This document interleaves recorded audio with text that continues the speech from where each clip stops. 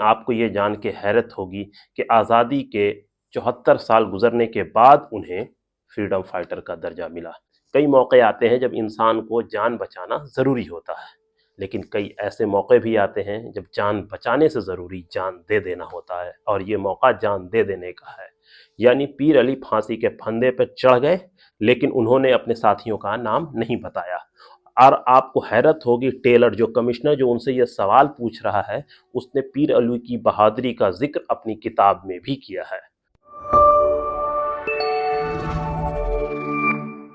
6 जुलाई 1857 को वारिस अली को फांसी के फंदे पर लटका दिया गया, जिसके बाद वो हिंदुस्तान की आज़ादी के खातिर शहीद हो गए।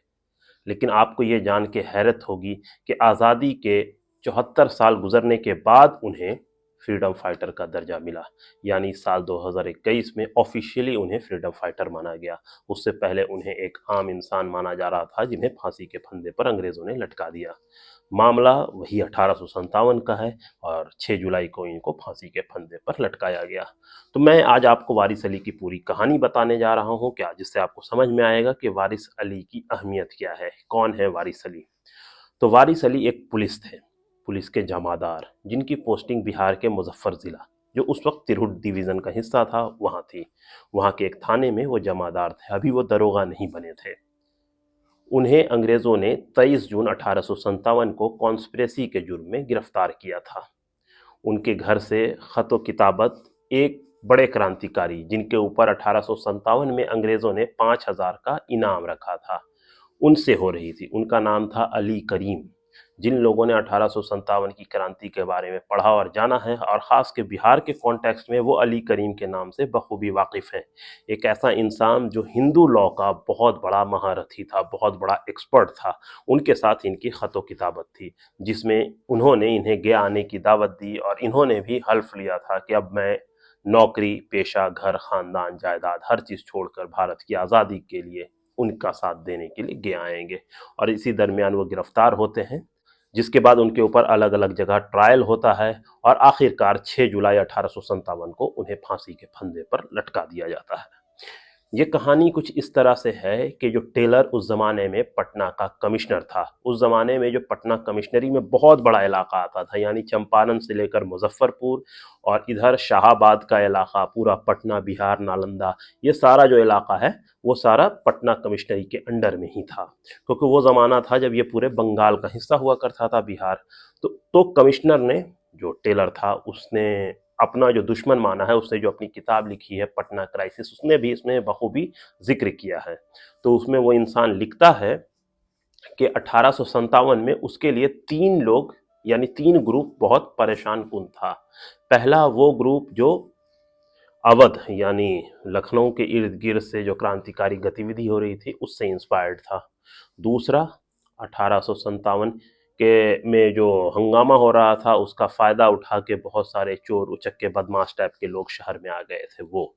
और तीसरे थे वहाबी। पटना वहाबी मूवमेंट का बहुत बड़ा सेंटर था, बहुत बड़ा मरकज था। तो कमिश्नर का मानना था कि ये जो 3 ग्रुप है उसके लिए परेशान कुन है। तो उसने इसके लिए तैयारी की। सबसे पहले उन्हें वहाबियों पर नकेल कसा। उसने उसके बड़े 3 लीडर को धोखे से नज़रबंद करके 3 महीने कैद में रखा, और इसी तरह से उसने हर जगह जासूस और पुलिस और हर तरह के इंतज़ाम कर रखे थे। या कहें कि 1857 में जो सबसे सख्त इंतज़ाम था वो पटना और उसके आसपास के इलाके में ही था, क्योंकि ये जो इलाका था, ये पहले से ही अंग्रेज़ों के ख़िलाफ़ चलाई जा रही मुहिम का बहुत बड़ा मरकज़ था, जिसका ज़िक्र 1846, 47, 45 और इन दौर में भी देखने को मिला है। इसके अलावा, जैसे मैंने आपको पहले ही बताया, कि ये वहाबियों का बहुत बड़ा मरकज़ था। तो लगातार इस इलाके में अंग्रेज़ों के ख़िलाफ़ बगावत होती रही थी। इस वजह कर अंग्रेज़ों के कान ज़्यादा खड़े थे। वैसे ही में पूरी प्लानिंग चल रही थी, हर चीज़ हो रहा था। तो तारीख आती है 12 जून। देवघर हिंदुओं का एक बहुत ही पवित्र इलाका है। वहीं पर एक जगह है रोहिणी, वहाँ पे अंग्रेज़ों की एक बहुत बड़ी फ़ौज रहा करती थी। उसी के 3 सिपाही थे, अमानत अली, सलामत अली और शेख हारून। इन तीनों सिपाहियों ने 12 जून 1857 को बगावत कर कई अंग्रेज़ी अफ़सर को कत्ल कर दिया, जिसके बाद अंग्रेज़ों ने इन्हें गिरफ्तार किया और 4 दिन के बाद 16 जून को फांसी के तख्त पर लटका दिया। ये सिपाही थे। लेकिन जो जमादार हैं वारिस अली, इनकी जो फांसी हुई है 6 जुलाई को, तो ये आर्मी के पार्ट नहीं है, ये बेसिकली सिविलियन में ही इनको गिना जाएगा, पुलिस को उसी में हम लोग मानते हैं। तो इस तरह से इन फांसी में एक फ़र्क है।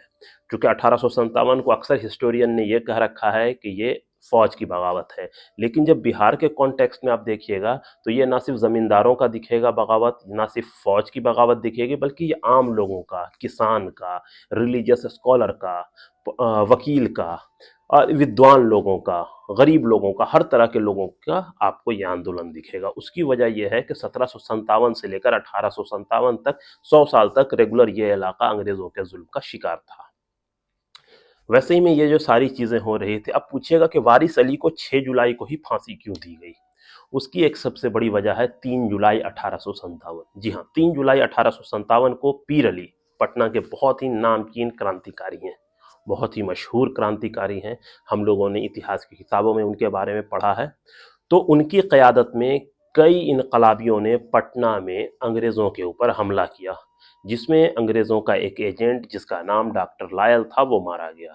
और इसके बाद अंग्रेज़ों ने वापस से हिंदुस्तानियों के ऊपर हमला शुरू किया, और इसमें बहुत सारे हिंदुस्तानी शहीद होते हैं, बहुत सारे हिंदुस्तानियों को कत्ल कर दिया जाता है, कई लोगों के ऊपर गिरफ्तारियां होती हैं, और इसके अलावा जितने हिंदुस्तानियों के पास हथियार थे वो जब्त कर लिए जाते हैं, और लगातार जुल्म बढ़ते जाते हैं। और इन जुल्म से परेशान होकर कुछ दिन के बाद, यानी 1-2 दिन के बाद, पीर अली अपने कई साथियों के साथ अंग्रेज़ों के सामने सरेंडर कर देते हैं, और इसी का नतीजा है वारिस अली की फांसी। लेकिन यहाँ पे हमने आपके सामने नाम लिया है पीर अली का, ये भी एक बहुत ही नायाब, बहुत ही अजीम इनकलाबी हैं पीर अली। पीर अली को जब गिरफ्तार करके लाया जाता है तो उनके ऊपर बहुत जुल्म ढाए जाते हैं, उनके पूरे बदन से खून बह रहा था। उन्हें पटना के कमिश्नर टेलर के सामने लाया जाता है। टेलर उनसे कहता है कि अगर तुम अपने साथियों के नाम मुझे बता दोगे तो मैं तुम्हें आज़ाद कर दूंगा। तब पीर अली ने जो सेंटेंस कहा है, जो बात कही है, वो इमॉर्टल है, लाफानी है, यानी इसे इतिहास में दर्ज किया गया है। इसे अगर लोग माने तो ये एक यूनिक सेंटेंस था। पीर अली ने कहा कि ज़िंदगी में कई मौके आते हैं जब इंसान को जान बचाना ज़रूरी होता है, लेकिन कई ऐसे मौके भी आते हैं जब जान बचाने से ज़रूरी जान दे देना होता है, और ये मौका जान दे देने का है। यानी पीर अली फांसी के फंदे पर चढ़ गए, लेकिन उन्होंने अपने साथियों का नाम नहीं बताया। और आपको हैरत होगी, टेलर जो कमिश्नर जो उनसे ये सवाल पूछ रहा है, उसने पीर अली की बहादुरी का जिक्र अपनी किताब में भी किया है। तो मामला ऐसा है पीर अली का कि एक ऐसा बहादुर जिसकी तारीफ दुश्मन भी कर रहे हैं, तो ये पीर अली की शख्सियत थी। तो आप इससे अंदाज़ा लगा सकते हैं। इसके बाद 6 जुलाई को वारिस अली को फांसी के फंदे पर लटका दिया जाता है। वारिस अली फांसी के फंदे पर लटकने से पहले लोगों, जो भीड़ वहाँ पे खड़ी थी, उन्होंने कहा कि अगर है कोई यहाँ पर जो आज़ादी से मोहब्बत करता है, जो चाहता है कि हिंदुस्तान आज़ाद हो, तो वो मेरा साथ दे और मुझे यहाँ पर से बचाए, और ताकि हम अपने मुल्क को आज़ाद करा सकें। लेकिन कोई आगे नहीं बढ़ा और वारिस अली को फांसी दे दी गई 6 जुलाई को। और उसके बाद अगली तारीख है 7 जुलाई। 7 जुलाई 1857 को पीर अली अपने कई दर्जन साथियों के साथ फांसी के फंदे पर लटक जाते हैं, यानी उन्हें फांसी दे दी जाती है। इसके बाद पटना में फांसी का एक पूरा प्रोसेस चलता है, मतलब जब मन करता है अंग्रेज फांसी दे देते हैं। 13 जुलाई को भी कई लोगों को फांसी दी जाती है, और इसके अलावा और अलग अलग तारीख को रेगुलर फांसी पटना में लोगों को दी जा रही होती है। तो काफ़ी लोग पटना में शहीद होते हैं, लेकिन ये शहादत राया नहीं गया, ये शहादत बर्बाद नहीं हुआ।